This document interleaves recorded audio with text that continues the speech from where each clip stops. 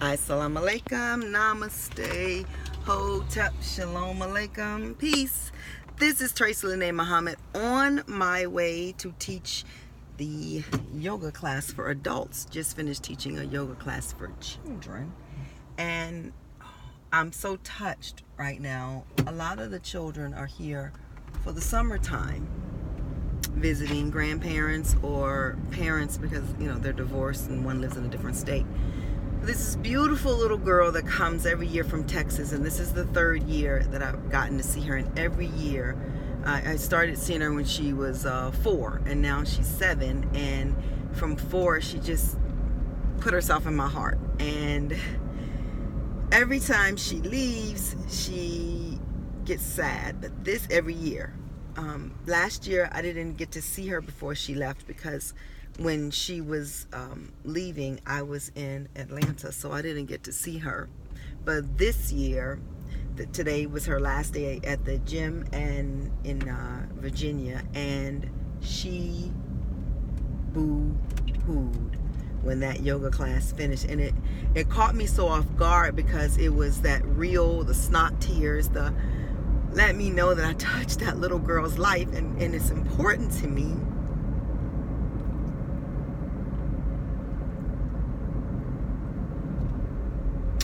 It's important to me because as a little black girl, I know what it feels like to feel invisible. And that's nothing to do with her parents or feeling that she has amazing parents, because I did. I really had a good life.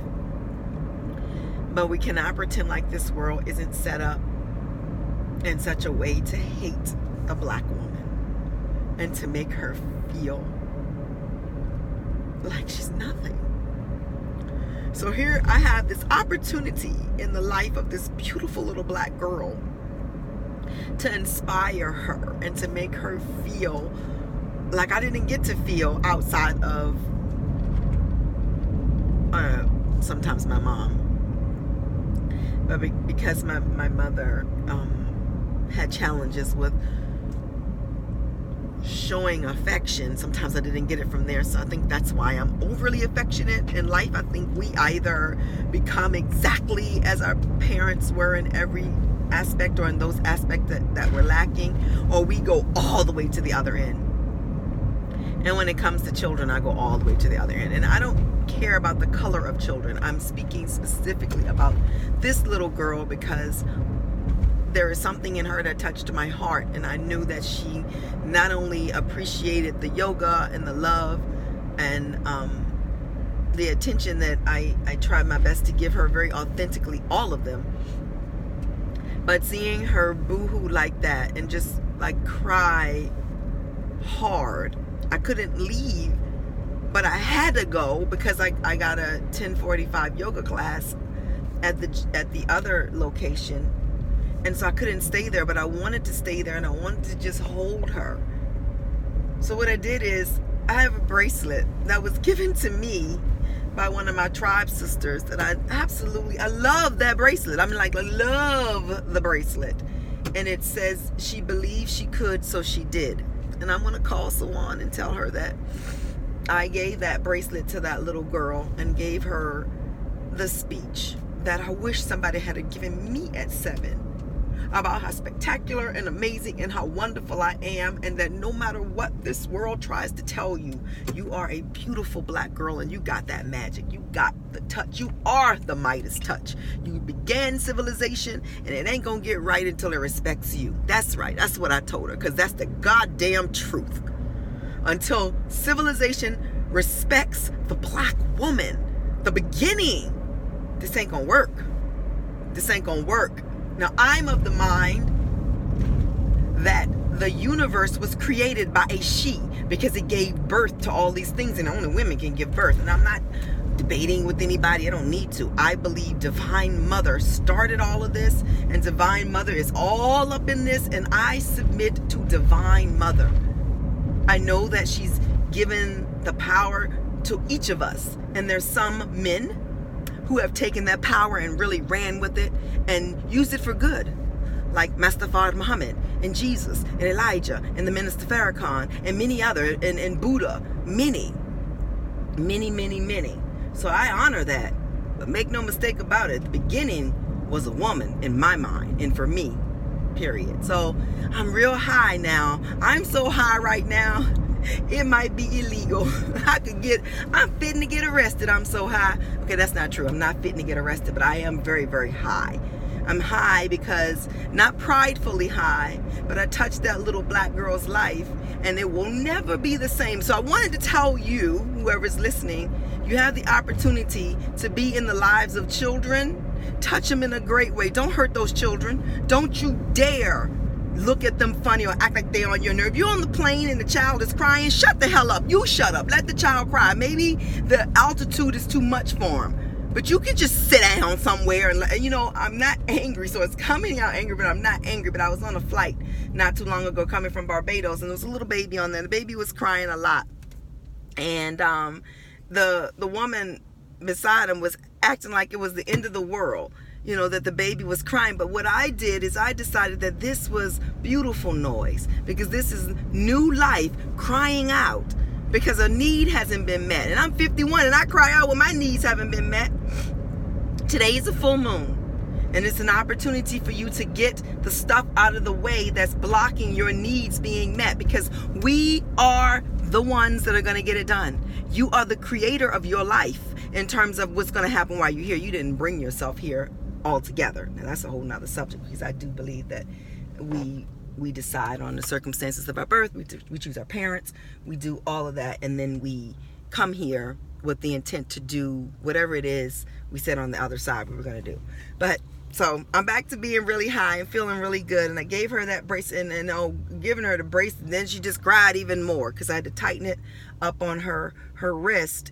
And as I was leaving, she was holding the bracelet and boo-hooing, and I had to go. So one of the staff members went over to hug her, and I said to her, please just let her cry. Don't think that she's being too annoying, because I know that I have to go now. So I left my phone number for her grandfather so that he could send me pictures of her, and I'll send her updates. She don't have no phone. She's 7. Give it to her mom. But I'm just blessed. Today's a good day. Go do your full moon ritual. If you don't quite know what to do, whatever you intend to do, it will work. You can Google one, or a nice simplistic one would be for you to go outside, take some deep breaths in and out, and intend to let go of anything that isn't serving you. Now you could do that and say it out loud and leave it at that if you're not one to want to write things out, but writing is very therapeutic. So you could take a pen and a paper and write out everything that you want to release, and do it in the intention, because words are very powerful. Don't say I want to release, because then that's still in the okay maybe phase. But say I have released. I'm giving it back to the nothingness in which it came, and I'm letting it go. I'm moving on. I got things to do. Let it go. And when you let it go, you will see such amazing results happening like almost immediately. So I did my full moon ritual last night, and after a nice powerful meditation session, I decided to let go in the manner in which I do, in the way I write. And after I let all of it go out of me onto that frog, don't kill it. Okay, so now I gotta go, because I gotta stop and move this turtle out the road. All right, assalamu alaikum, namaste, hotep, shalom alaikum, peace out to Brooklyn and everywhere else. Okay, so I just wanted to share with you guys, because this is a perfect example of trying to help somebody that doesn't want to get help, and they almost bite you. So I gotta put my seat back on. So I'm gotta get to this yoga class, right? I stop the car, turn around, because there's this big, massive turtle in the middle of the street, and he's gonna get killed. So I get out, and I'm telling him, I'm trying to move you out the street because you're gonna get killed. Now I didn't block the car. I didn't took my car and turned it sideways on a narrow street, so people got to go around. And I'm gonna pick him up, right? He's really big. I'm gonna pick him up. So I said, I'm trying to help you. So I wasn't gonna try to pick him up because I'm not gonna let him bite me. So I took my brush and I was trying to shoo him, and this mother jumper looked like he was whole ass mad and about to try to attack me. So then when I stopped, I said, look, I'm just trying to help you. He looked up, opened his mouth like, you know, and I said, okay, I'm gonna leave you right here because you obviously don't want to get help. And he looked at me like, bitch, keep it moving. I'm not joking. That turtle just looked at me like, I ain't asked for your help. I don't know. So I had to go. Because now on my way back, I prayed that he's gotten out of the way. Or she, I don't know if it's a male or female, gotten out of the way. But the turtle was mad. Now, I know why the turtle was mad. Ooh, this just came to me. So where I saw the turtle at, and it was covered with mud, they're digging up because, you know, we need more stores. So they got to build more. So they're building right there. So all of the land has been cleared out. So he's been displaced, and he or she has been displaced. And perhaps he or she had a family that may be gone now. I don't know. Maybe I watched too much Over the Edge. But either way, I tried to help that damn turtle, and that turtle tried to bite me. Now, I'm not going to be mad because I did my part. Lesson in life. When you try to help somebody and they bite you anyway. Ooh, my southern accent is strong. When you try to help somebody. Okay, when you try to help someone and they snap at you. Now, you can do one or two things. Now, you can decide to keep helping them and let them bite you. Or you could do what I did. I tried to give them some assistance where I wouldn't be hurt. So I like put my guard up and still try to help. The brush was my guard. And I tried to take the brush and scooch him over. But this mother jumper kept going, harr, harr. So after the third, harr, I said, oh, okay. You got harr, and your ass to stay in the street. And I got back and I was getting in my car. I had to watch him too. Because that mother jumper looked like, I'm going to get you. He even turned his body towards me. Like, what? I got this for you. So guess what? I left that turtle in the street, praying that the turtle gets its way out of harm's way because I don't want anything to happen to the turtle. That is so funny. Now, I've done that before because I live in the woods. So my house is situated in the woods. I got to be very careful because I ain't not trying to be homeless and living in no woods. But my house is situated in the woods. So the whole area is very woodsy, hilly and woodsy. I ended up, I've done it before. I've moved bigger turtles out of the way. Like, overcame my fear of touching a big ass turtle and picked it up and ran it over to the side. But this mother jumper decided, I don't need your help. I don't want your help. And so I didn't help him. Well, I did help him because I told him to get out the street. So maybe he will. And in an hour, when I finish this class and I go back, I pray he's not splattered all over the street. I hope that he's gotten out of the way. Or maybe, you know what? Maybe he didn't want help from me.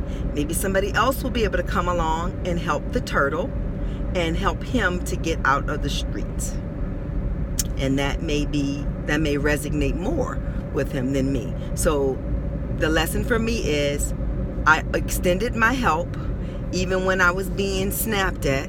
I decided that being snapped at means that maybe they wanted me to help them with a little bit of support. So I tried that. But when I realized that didn't work and that turtle was giving me, leave me the fuck alone, bitch. Like, so for real, I decided, okay, I ain't gonna take it personal. I'm gonna keep it moving. And I'll look when I come back. Anyway, let me go teach this class because I literally have 5 minutes, but I'm right here.